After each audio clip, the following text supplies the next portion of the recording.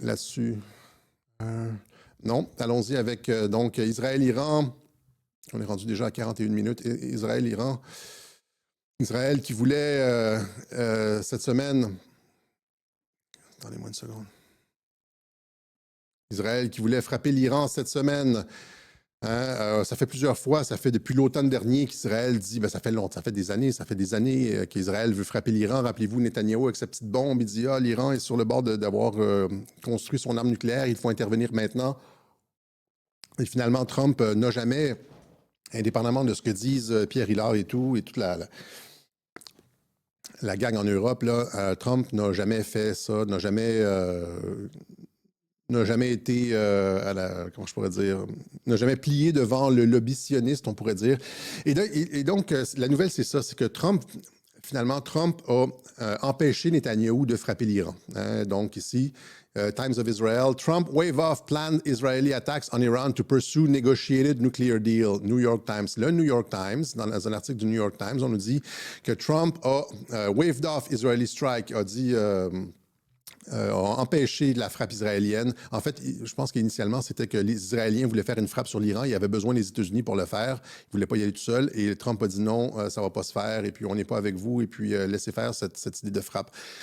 Donc, after discussion emerged with his administration, Trump préfère, nous dit Times of Israel, poursuivre des négociations avec l'Iran. Bien oui, Trump, c'est un faiseur de paix. Ça fait presque 8 ans qu'on explique ça à Radio-Québec partout. Il n'attaque pas. Et même les frappes, les supposées frappes sur les Houthis, ça, on pourrait encore une fois, là, il avait montré une image où est-ce qu'il frappait un rassemblement de Houthis. On ne sait même pas si c'est pas une image genre en Afghanistan en 2017 ou même en 2013.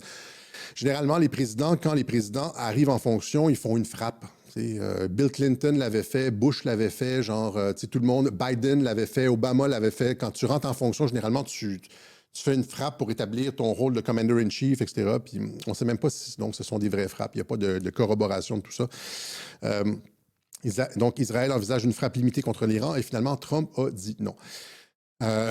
Donc, ça met du plomb dans l'aile, encore une fois, du discours Trump contrôlé par Israël. Je rappelle que j'ai fait une série de 3 webjournaux sur le fait qui expliquent comment Trump est impossiblement contrôlé par Israël. Il n'est pas compromis, il n'est pas acheté par les Lubavitch. J'ai fait ça il y a presque un an, il y a 10 mois, l'été dernier. Donc, Trump compromis, Trump 101, la genèse, et Trump 102, l'opération. Comment Trump 101, la genèse, c'est comme de 2012 à 2016. Comment et pourquoi Trump est arrivé à la présidence? Parce que la sécurité nationale des États-Unis et la Constitution des États-Unis étaient menacées par la trahison interne, etc. Il n'a pas été placé là par des puissances mondialistes. Même chose avec Trump compromis. On regarde l'influence du lobby de l'AIPAC et du lobby sioniste sur Trump. Donc, je vous réfère à ça quand les gens vous disent, là, Trump, AIPAC, Trump... regardez ces 3 webjournaux-là. Et là, ici, il y a Thierry Messant qui va exactement dans le sens de Radio-Québec, finalement, dans une entrevue qui a été diffusée il y a 2 jours sur Géopolitique profonde. Et il y en a une autre qui s'en vient la semaine prochaine. Donc, Trump a tordu le bras de Netanyahou. Et Trump renverse la table. C'est celle-là ici, c'est en bas. Trump renverse la table. Je vous montre un extrait.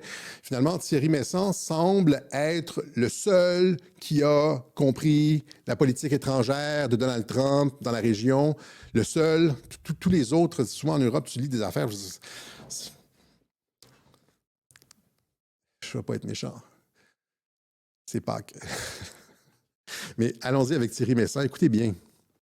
Moi, je pense qu'il faut juger Donald Trump sur ce qu'il fait et non pas sur ce qu'il dit. Ah! Parce que c'est quelqu'un d'abord qui est d'une culture tout à fait différente de la nôtre. Lui, il bouscule les gens quand il arrive. Voilà, c'est sa technique. Toujours, il bouscule. Hein. Donc, ces déclarations à l'emporte-pièce sont très choquantes pour nous, mais ce qu'il fait mérite vraiment un coup de chapeau. Un coup de chapeau. Merci Thierry Messant parce que Trump fait la paix. Trump évite la Troisième Guerre mondiale, empêche le Grand Israël, nous raconte-t-il, etc. Merci Thierry Messant. Parce que, en fait, s'il continue comme ça, je vais lui envoyer une photo de moi torse nu. Actuellement, il a fait 3 grandes choses. D'une part, il a détruit, mais systématiquement détruit, alors comme ça, il fait des grandes déclarations, mais il va beaucoup plus loin. il a détruit tout ce qui fait l'impérialisme des États-Unis. Pensez à USAID, pensez à la CIA, pensez à tout ça. Pensez à, c'est ça, le fait qu'il se retire d'Afghanistan. Il a déconstruit, je l'ai expliqué moi-même, ça. Je ne sais pas s'il écoute les webjournaux. Il utilise exactement les mêmes mots que moi. Trump a détruit l'impérialisme américain. Et ça, c'est une avancée considérable dans l'histoire. Il fait ce que Mikhail Gorbatchev a fait en Union soviétique. Et la deuxième chose, c'est que, ayant détruit les instruments de l'impérialisme américain, il établit la paix en Ukraine et au Moyen-Orient, en fait.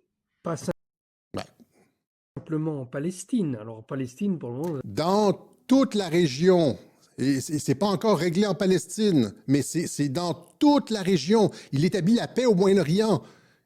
Il vous le dit, là. Le moins qu'on puisse dire, c'est qu'il n'y a pas des résultats visibles, parce que pour le moment, il y a toujours Netanyahou qui est au pouvoir en Israël.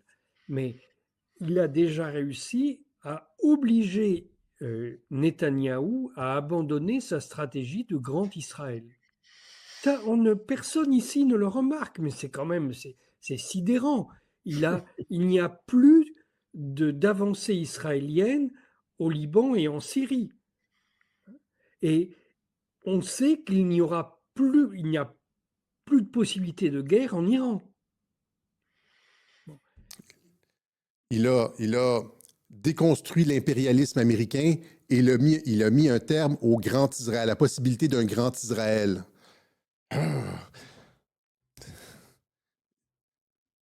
Je me demande s'il va se faire traiter de vendu sioniste, lui. Tu sais, comme on me traite de tous les noms, là, genre Alexis, blablabla. Non, encore une fois, c'est pas parce que je suis partisan, et lui, il le dit, c'est pas encore réglé en Palestine, mais c'est l'objectif, on voit l'objectif régional, c'est la paix. Ça, c'est une vision stratégique, ça, c'est une vision à 40 000 pieds. C'est établir une paix durable dans la région. OK? Voilà. Donc, ça, c'était pour ça. Donc, voilà, Trump qui, encore une fois, souhaite la paix et qui a empêché Netanyahou de frapper. Et là, pensez-y. Alors, je vais juste faire une petite parenthèse. Si jamais il y avait une frappe israélienne sur l'Iran, ça serait une frappe tape à l'œil. Ça serait la même chose que l'attaque, le bombardement de Tel Aviv par l'Iran. Ça serait des on dirait, oh, le site nucléaire a été frappé, etc. Des dommages, 18 morts, merci beaucoup. Pas une petite réponse symbolique de l'Iran. Et puis... parce qu'il y a des canaux entre les deux et ça serait purement symbolique. Okay? Voilà. Donc, et là, pensez à toutes les conséquences de ça, la paix dans la région, là, fini, là, les conflits dans nos pays. Imagine la paix entre les Juifs et les Arabes. Imaginez, on est capable de... C'est fantastique, c'est difficile. Et les grandes choses sont difficiles à produire. Ça prend, il faut des détours, il y a de la souffrance, il faut des compromis, avance, recul, mais c'est pas parce que c'est difficile que tu y vas pas.